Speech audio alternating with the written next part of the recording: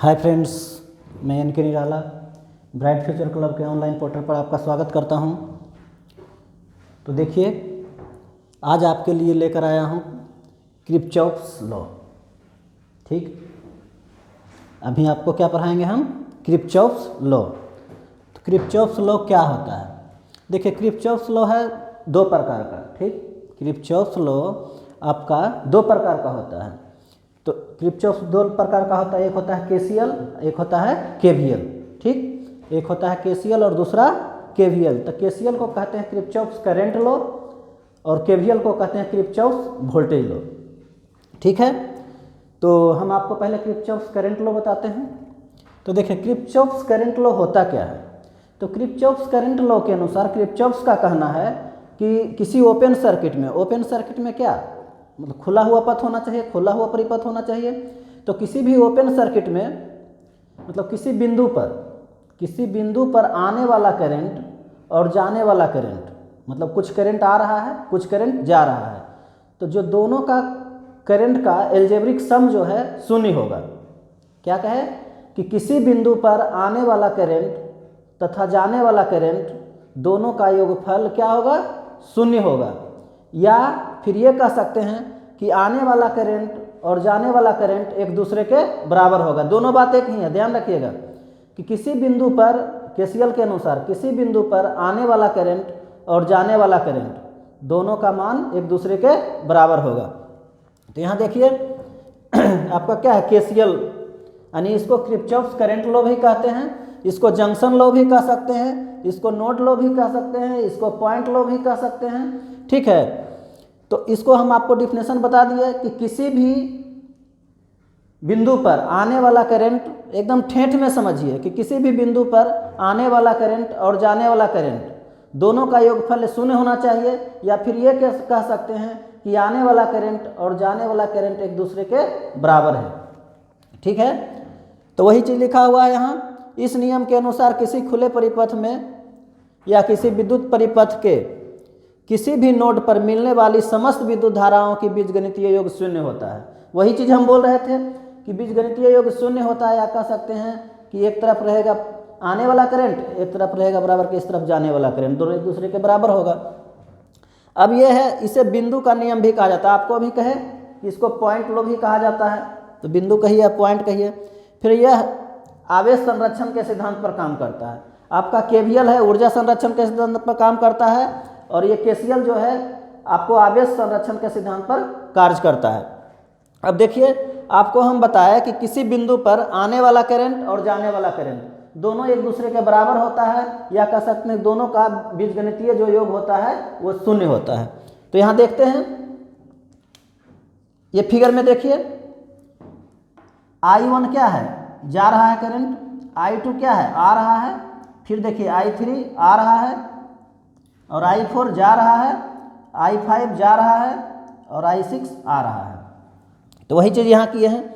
देखिए, I2 plus I3 plus I6, ये आपका तीनों करंट जो है आपका आने वाला करंट है, तो इसको पॉजिटिव लिए हैं। और बाकी जो जाने वाला I1 plus I4 plus I5, ये आपका जाने वाला करंट है, इसलिए इसको निगेटिव लिया गया है। आने वाला करंट को पॉजिटिव लेंगे, जाने वाला करंट को निगेटिव लेंगे। तो दोनों का देखिए योगफल क्या हुआ? शून्य हो गया।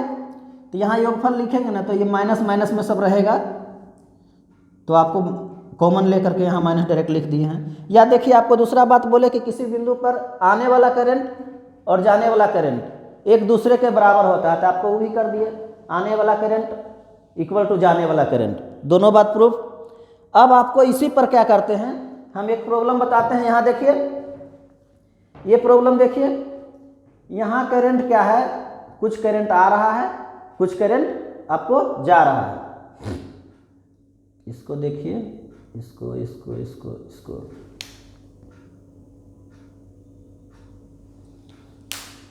अब देखिए, यहाँ दिया हुआ आने वाला करंट 12 एम्पियर, फिर आने वाला करंट 10 एम्पियर, जाने वाला करंट आपको 30 एम्पियर, और यहाँ 20 एम्पियर। तो दो गो यहाँ आने वाला करंट है, दो गो जाने वाला करंट है, तीसरा एक आने वाला करंट है, उसका वैल्यू नहीं दिया हुआ। इसी टाइप से आपको प्रॉब्लम पूछेगा। छोटा छोटा प्रॉब्लम रेलवे वगैरह में या छोटा छोटा जो आपके लेवल का जो ITI लेवल का जो कंपटीशन होता है उसके एग्जाम में इस टाइप का क्वेश्चन पूछता है। और ITI वाला में ही नहीं, डिप्लोमा वाला में भी पूछता है ऐसा छोटा छोटा क्वेश्चन। तो देखिएगा ये हम क्या करते हैं, आप जैसा कि यहाँ देखे हैं कि आने वाला करंट और जाने वाला करंट एक दूसरे के बराबर होता है, वही काम हम कर दिए हैं। देखिए आने वाला करंट कितना है 12 एम्पियर, 10 एम्पियर दोनों को जोड़ दिए, और ये भी आने वाला ही करंट है प्लस I कर दिए, और एक तरफ बराबर के उस तरफ जाने वाला करंट है 30 एम्पियर जा रहा है, 20 एम्पियर इस पॉइंट से जा रहा है। जो इस पॉइंट से बाहर की ओर जाएगा वो जाने वाला करंट होगा, जो इस पॉइंट की ओर आएगा वो आने वाला करंट होगा। दोनों को एक दूसरे के बराबर कर दिए।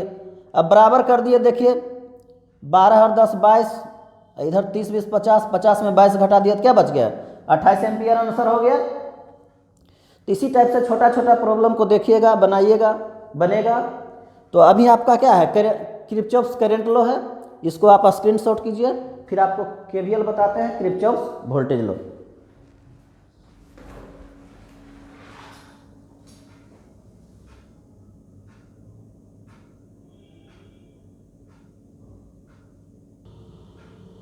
अब देखिए अब आपका आ गया किरचॉफ्स वोल्टेज लॉ। इसी को हम लोग शॉर्ट में क्या कहते हैं KVL कहते हैं।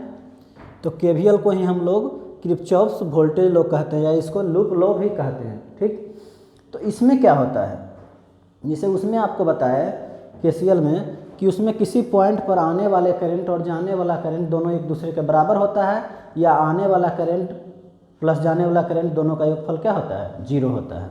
और यहाँ क्या होता है वो देखिए ओपन सर्किट की बात कर रहे थे, ये अब क्लोज सर्किट की बात करेंगे, बंद परिपथ की बात करेंगे। इसमें क्या होता है सभी वोल्टेज का मान का बीजगणितीय योग क्या होता है 0 होता है। मतलब उसमें जो भी वोल्टेज किसी भी बैटरी सोर्स में वोल्टेज दिया हुआ 10 वोल्ट 12 वोल्ट और कुछ करंट दिया हुआ, कहीं पर रेजिस्टेंस हो, तो ये आपको मान लिया जाए कुछ वोल्टेज दिया हुआ, तो ये मान लीजिए कि एक वोल्टेज E1 है प्लस E2 है, ठीक, और कहीं I1 दिया हुआ है, फिर R1 दिया हुआ है, फिर I2 दिया हुआ है, R2 दिया हुआ है। इस सब का योगफल क्या होगा 0 होता। क्या होता है मतलब जितना भी E1 भी वोल्टेज ही है, E2 वोल्टेज ही है, I1 इंटू R1 करेंगे तो ये भी वोल्टेज होगा, V बराबर IR होता है। फिर देखिए दूसरा अगर वोल्टेज वहाँ है, दूसरा करंट दिया हुआ, रेजिस्टेंस दिया हुआ, तो ये भी एक वोल्टेज ही है। तो जितना तरह का वोल्टेज रहेगा उसमें, डायरेक्ट वोल्टेज है या फिर रेजिस्टेंस और करंट दिया हुआ है, तो सभी का जो है जो जितना प्रकार का वोल्टेज रहे सभी वोल्टेज और सभी IR दोनों को जोड़ के क्या है 0 के बराबर होना चाहिए। यही चीज़ है KVL। तो KVL क्या होता है, KVL आपका उसमें देखिए KCL आपका आवेश संरक्षण के सिद्धांत पर काम करता है, और ये आपका ऊर्जा संरक्षण के सिद्धांत पर कार्य करता है। ये दोनों क्वेश्चन जो है एग्जाम में अक्सर पूछा जाता है कि KCL है जो किस सिद्धांत पर काम करता है, तो ऑप्शन में दे देगा आपको, वही रहेगा ऊर्जा संरक्षण, संवेग संरक्षण, आपको फिर दिया हुआ रहेगा क्या कहते हैं आवेश संरक्षण, फिर इनमें से कोई नहीं, जो भी आपको लगे कि इसमें से सही है तो वो मारेंगे।